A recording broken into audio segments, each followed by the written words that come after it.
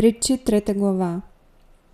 Сине мой, не забравяй поуката ми и сърцето ти нека пази заповедите ми, защото дългоденствие, години на живот и мир ще ти прибавят те.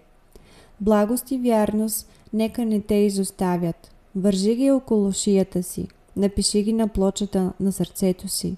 Така ще намериш благоволение и добро име пред Бога и хората. Уповавай на Господа от все сърце и не се облягай на своя разум. Във всичките си пътища признавай Него и Той ще оправя пътеките ти.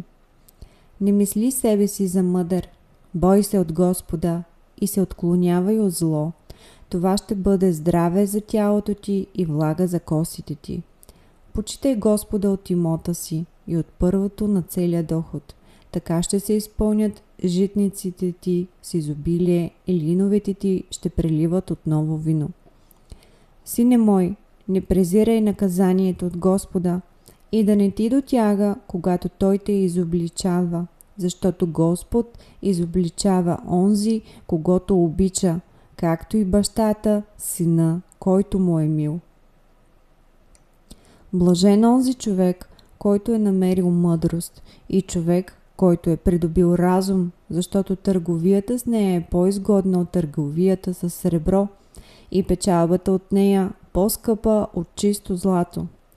Тя е по-скъпоценна от безценни камъни и нищо, което би пожелал ти, не се сравнява с нея. Дългоденствие е в десницата ти и в левицата ти богатство и слава. Пътищата й са пътища приятни и всичките й пътеки мир. Тя е дърво на живот за тези, които я прегръщат, и блажени са онези, които я държат. С мъдрост Господ основа земята, с разум утвърди небето.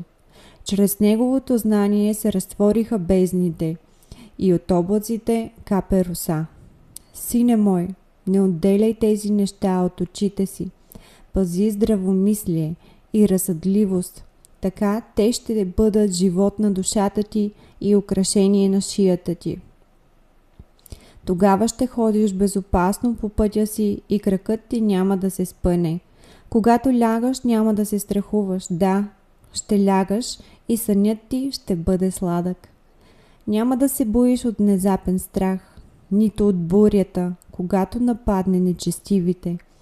Защото Господ ще бъде твое упование и ще опази кракът ти от клопка. Не въздържай доброто от онези, на които се дължи, когато ти се отдава възможност да го направиш.